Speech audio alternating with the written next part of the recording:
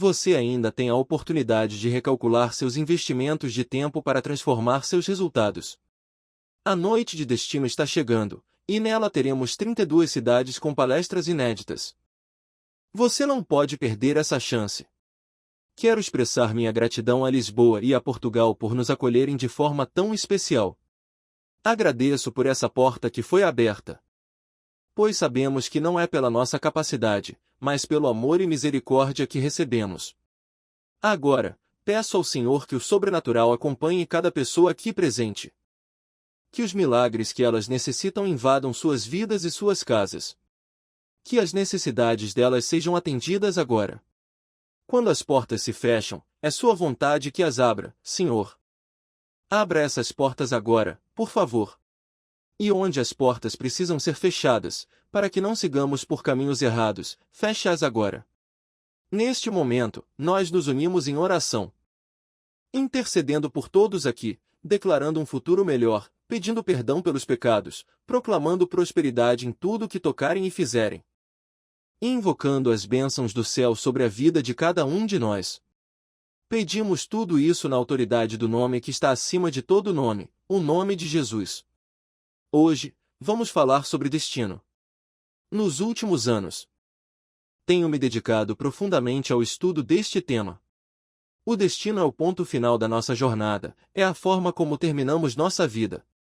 Recentemente, eu tive uma experiência pessoal que me fez refletir sobre isso. Estava no aeroporto de São Paulo, indo viajar com minha família. Quando a atendente do check-in me perguntou qual era o nosso destino final, eu respondi Panamá.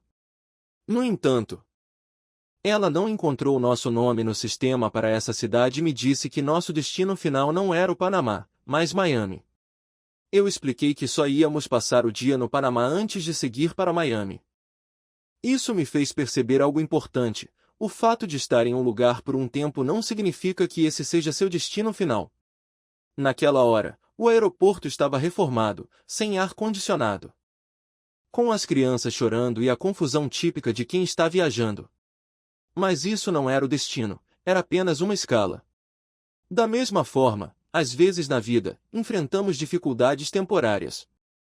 Mas elas não definem onde vamos chegar. Na verdade, tudo que é difícil na nossa vida tem uma razão. Essas dificuldades treinam nosso cérebro a valorizar os momentos bons. Como saborear uma comida gostosa após já ter provado algo ruim? A vida é feita de altos e baixos, de momentos de esforço que nos preparam para o que está por vir. A vida é como um voo, cheio de escalas e conexões, que não são o destino final, mas necessárias para o caminho. As escalas existem para permitir que novas pessoas entrem e outras saiam do voo. Quando alguém sai da sua vida, por exemplo, não é motivo para reclamar. São apenas mudanças necessárias, parte do processo. Muitas vezes, Deus nos coloca em uma pausa, não para que soframos, mas para que possamos nos reabastecer. Se você está enfrentando dificuldades, não se desespere. O momento em que você sente que está parado é na verdade um tempo de preparação para o que está por vir. Eu sei o que muitos de vocês estão passando. Eu recebi mensagens de pessoas dizendo que estão enfrentando situações difíceis, como o desemprego, por exemplo. Mas eu posso afirmar com certeza, o que você está vivendo agora não é o seu destino final. As pessoas que estão saindo e as que estão entrando em sua vida fazem parte do processo. Não amaldiçoe o que está acontecendo, pois você não tem ideia do que está por vir. E é importante entender que, muitas vezes, ao falarmos negativamente sobre a nossa situação, estamos bloqueando o que Deus tem reservado para nós. Como podemos viver nosso futuro se estamos presos ao passado? Se ainda guardamos rancor ou deixamos que o que aconteceu no passado afete nossa paz e progresso? Se não conseguimos olhar para o futuro com fé, como podemos esperar ver a realização dos nossos sonhos? É impossível ter paz e prosperidade se não estamos plantando as sementes certas para colher amanhã. Você precisa acreditar naquilo que ainda não vê, acreditar que Deus tem algo melhor para você no futuro, sem duvidar. Nos últimos anos, tenho estudado profundamente, tanto cientificamente teologicamente quanto por meio das minhas experiências de vida, e cheguei à conclusão de que o nosso destino depende de 3 coisas fundamentais. São essas 3 coisas que vão definir os próximos anos da sua vida. Preste atenção, porque essas 3 coisas têm o poder de mudar tudo. A primeira coisa que determina o nosso destino é a maneira como lidamos com as lutas da vida. A vida é uma constante batalha. Se você não está lutando para melhorar sua situação financeira, está lutando com suas emoções, com seus sentimentos, ou com outras áreas da vida, como a família. O importante é perceber que, em qualquer batalha, estamos sempre escolhendo onde lutar. Por exemplo, se você não está lutando com problemas financeiros, pode estar lutando com questões emocionais ou familiares. Se você não está em guerra com seu trabalho, pode estar enfrentando uma batalha interna, como a depressão ou a ansiedade. A vida é cheia de combates. Se você não está enfrentando um desafio em uma área da vida, certamente está lidando com outro em alguma outra área. Quando estamos bem em uma área, a vida tende a nos desafiar em outra. Por isso, precisamos ser seletivos quanto às batalhas que escolhemos travar. Algumas lutas vêm até nós sem que tenhamos feito nada para provocá-las, como as perseguições ou as injustiças que enfrentamos de pessoas que não gostam de nós. Essas lutas podem ser difíceis, mas elas são necessárias para nos fortalecer e nos preparar para o nosso destino final. O que eu quero dizer é que, muitas vezes, você pensa que está indo para um lugar melhor, mas na realidade, está sendo empurrado para viver aquilo que é o seu verdadeiro destino. E acredite, Deus sabe exatamente onde você precisa estar, mesmo que você não tenha coragem de tomar a decisão por conta própria.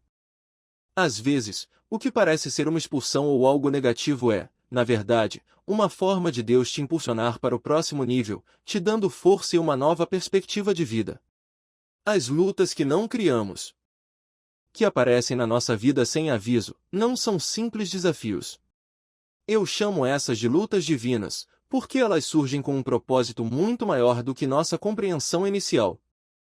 Cada luta que você enfrenta e que não foi gerada por você mesmo, mas se apresentou em seu caminho, carrega 2 objetivos. O primeiro é te promover, te levar a um novo nível de experiência. Te mostrar uma força que você nem sabia que possuía.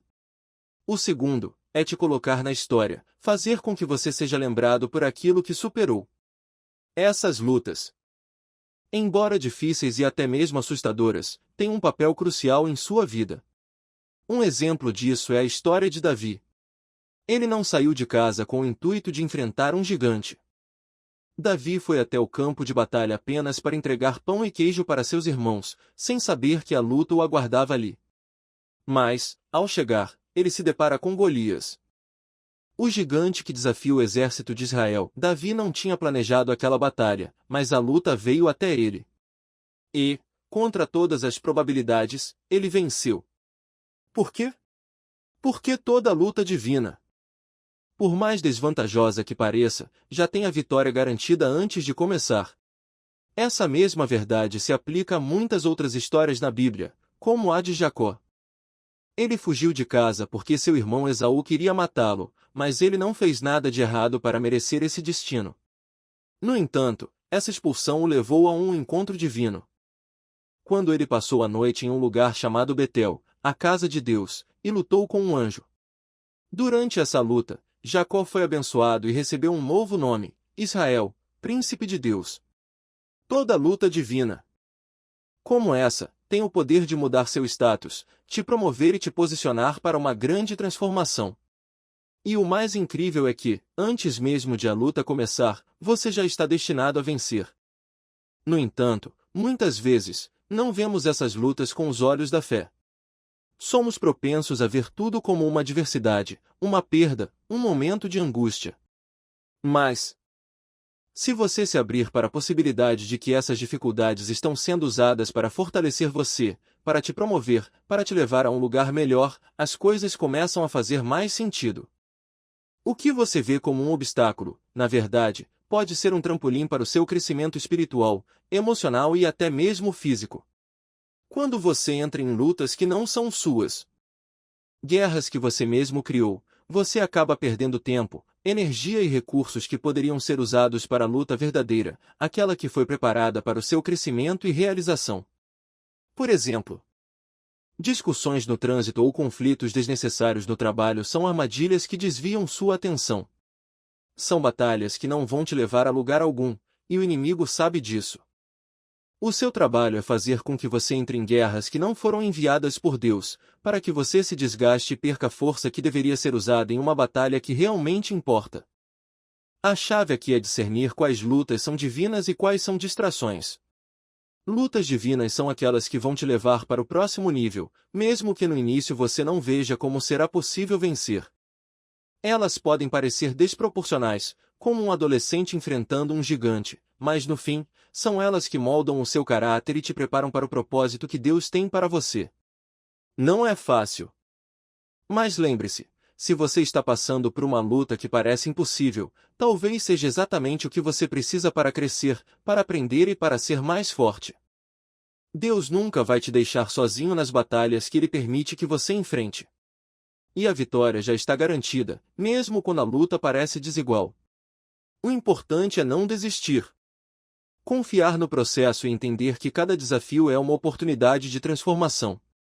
Não é porque você está sendo injustiçado, e tampouco é porque você está semeando coisas ruins. Muitas vezes, você acaba se envolvendo em batalhas que não são suas. Por exemplo, qualquer pessoa que se opõe a você na internet, você já sente que é um ataque pessoal. E qualquer olhar atravessado na rua, você imediatamente interpreta como algo direcionado a você. Isso faz com que você se sinta ferido, constantemente em confronto, entrando em uma série de confusões que não são suas. Eu, por exemplo, tenho milhões de seguidores, e para aqueles que não me conhecem, sabem que eu nunca me vi respondendo a haters ou me preocupando com o que dizem de mim.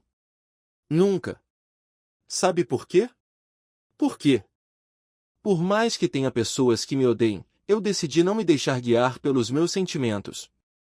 Eu aprendi que nossos sentimentos podem nos enganar. A sabedoria milenar diz que o coração do homem é enganoso, porque o coração é a sede das nossas emoções, e se confiarmos apenas nisso, nos enganaremos o tempo todo. Quantas vezes você já se apaixonou e disse que era o amor da sua vida, apenas para, com o tempo, olhar para essa pessoa e pensar, uau, o que eu vi nisso? Isso acontece porque os nossos sentimentos são muitas vezes ilusórios. A maioria das guerras que travamos, as batalhas que enfrentamos, muitas vezes nem são nossas. Elas nascem de nossas próprias emoções, que nos enganam e nos levam a pensar que estamos em uma luta justa. Porque, ao longo da vida, nós alimentamos mais os nossos desejos e prazeres do que a nossa vida espiritual. Quando peço para meus alunos se concentrarem na espiritualidade, não é porque eu quero que se tornem religiosos, mas porque é a espiritualidade que nos capacita a resistir a tudo aquilo que pode destruir nosso futuro.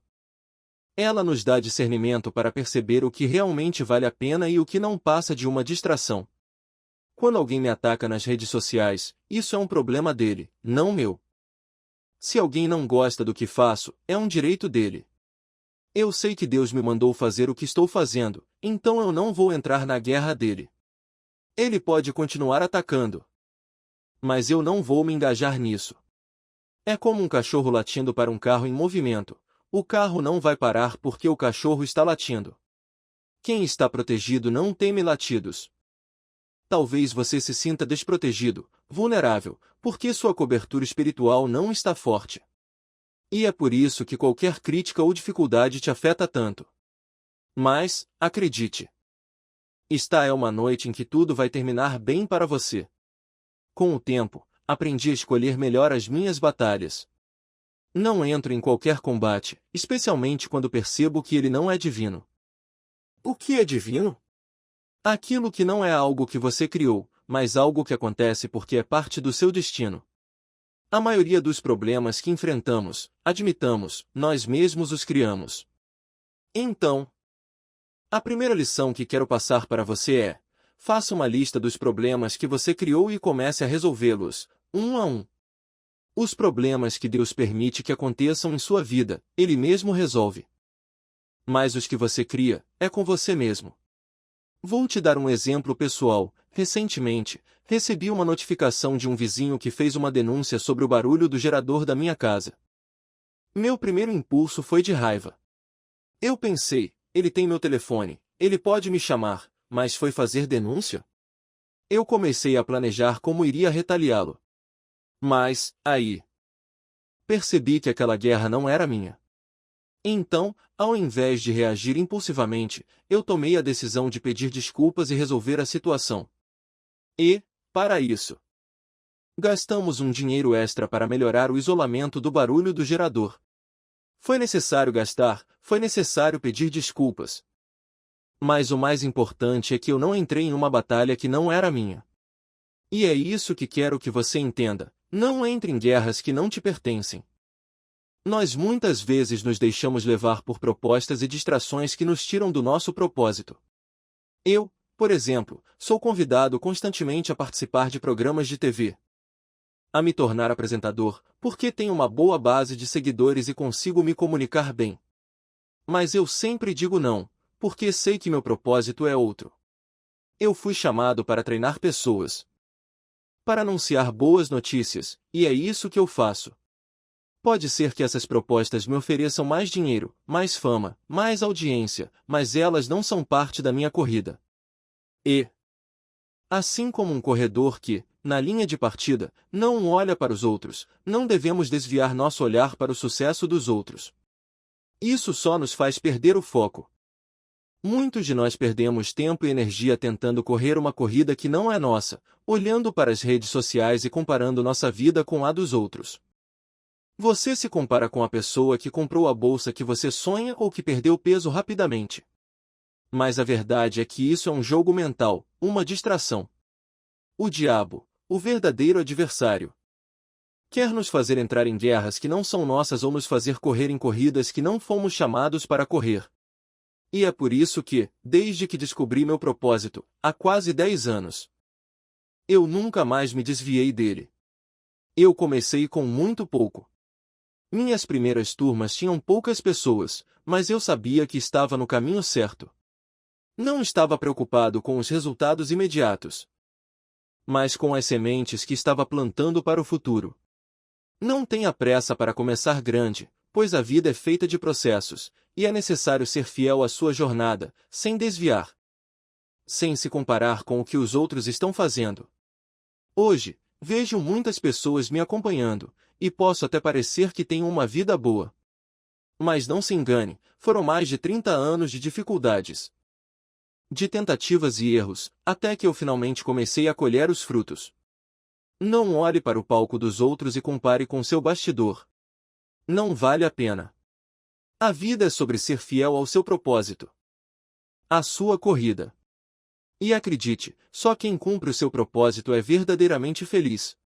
Eu continuei fiel à minha corrida, mesmo quando os momentos de tentação surgiram, me fazendo questionar se a corrida dos outros seria melhor. Mas, eu permaneci firme. Muitas vezes, até minha própria equipe veio até mim, dizendo: Thiago, o Instagram já não é mais a moda. Agora é o TikTok. Você precisa começar a fazer umas dancinhas, porque é isso que engaja. E eu pensei comigo mesmo, isso é tentação. Como o próprio Satanás tentando desviar minha visão do meu propósito. Há momentos em que até as pessoas mais próximas de você vão te sugerir coisas que não têm nada a ver com o caminho que você foi chamado a seguir. Elas podem estar preocupadas com o resultado imediato, com números, com likes, mas o meu foco nunca foi esse. O meu objetivo é uma coroa eterna, e meu destino não se resume a essa terra. O destino final é para onde eu vou depois desta vida, e, na verdade, onde todos nós vamos depois. Essa é uma boa notícia, o fim não é aqui. O que determina onde você vai terminar não são os aplausos momentâneos, mas o que você guarda em seu coração. Quando você janta e descarta o lixo, ninguém jamais vai sugerir que você guarde aquele lixo em um cofre. Porque o lixo deve ser descartado. E por quê, então, quando se trata de lixo emocional, as dores, as mágoas e as rejeições, você decide guardá-los no cofre da sua alma? O cofre é para coisas preciosas, não para feridas. Quando alguém te magoa, quando te rejeitam ou te humilham. Você não deve guardar essas coisas como se fossem tesouros. Você deve descartar tudo isso, porque o seu coração precisa estar livre para guardar o que realmente importa. Quantas pessoas já tentaram me derrubar? Quantas pessoas se uniram para tentar impedir que eu vivesse o que vivo hoje? Muitos. Com suas críticas e tentativas de destruir o que Deus tem feito na minha vida. Mas eu não guardo nada disso no meu coração. Porque, se eu tivesse guardado tudo o que me fizeram, eu não estaria aqui hoje. Eu não estaria vivendo o propósito de Deus para minha vida. O meu coração está livre. E é assim que eu posso viver em paz, porque sei que lixo não tem espaço onde Deus mora. Quando comecei, muitas vezes trabalhei sem ser reconhecido, mas nunca me senti inferior. Mesmo nos tempos mais difíceis, como quando eu lavava tapetes com alegria. Sabia que estava sendo treinado para algo maior, para ser empático e compreender o que as pessoas realmente precisam. O convite é claro, as pessoas nunca vão parar de tentar te derrubar, de jogar lixo sobre você. Mas você tem o poder de decidir não guardar isso no cofre da sua alma. Seu coração é um lugar precioso. E você não deve permitir que qualquer tipo de lixo emocional tome conta dele. Ninguém sabe quando será o último dia de nossa vida. Não sabemos quando, como ou porquê. Mas o que podemos decidir agora é como viver até esse dia chegar. O estilo de vida que levaremos, as pessoas que ajudaremos e o propósito que cumpriremos até o fim. Eu não sei quantos anos Deus me dará, mas sei que, enquanto isso, meu foco não é o tempo que tenho, mas o que estou fazendo com ele. A questão é: estou vivendo o destino que Deus preparou para mim? O meu inimigo vai tentar o tempo todo me distrair com 3 coisas: guerras que não são minhas, corridas que não foram feitas para mim e lixo para guardar no meu coração. Se eu me livrar dessas distrações, tenho a certeza de que não posso deixar de terminar bem. Eu não estou correndo a corrida de ninguém além da minha própria. E se você fizer o mesmo? Se você parar de se envolver nas corridas alheias e não guardar no coração aquilo que é só lixo, você também terminará bem. E aqui entra o exemplo do apóstolo Paulo. Ele foi um grande pensador, um dos maiores líderes da cristandade, mas antes disso, ele foi alguém que perseguiu cristãos, fez mal às pessoas, até que teve uma experiência transformadora. Quando ele encontrou Jesus no caminho para Damasco, toda a sua visão da vida mudou. Paulo usou suas habilidades, que antes eram usadas para o mal, agora para cumprir o propósito de Deus. Ele se tornou um dos maiores missionários de todos os tempos, fundando igrejas e escrevendo cartas que hoje fazem parte das Escrituras. Mas, quando Paulo estava envelhecendo, preso em Roma e enfrentando sua última prisão, ele escreveu uma carta para seu discípulo Timóteo. Em suas palavras, ele expressou a confiança de que havia cumprido sua missão. Ele não se importava mais com as traições ou rejeições, porque sabia que o que importava era a fé que ele guardou. Ele não guardou mágoas, ressentimentos ou vinganças. Ele guardou apenas a fé. E por isso sabia que, no final, ele receberia a coroa da justiça. Assim, a lição que Paulo nos deixa é clara: a verdadeira vitória não está no reconhecimento ou na aprovação dos outros, mas em cumprir o propósito que Deus tem para nós, sem se distrair com o que não importa. É isso que determina como vamos terminar e o que levaremos para a eternidade.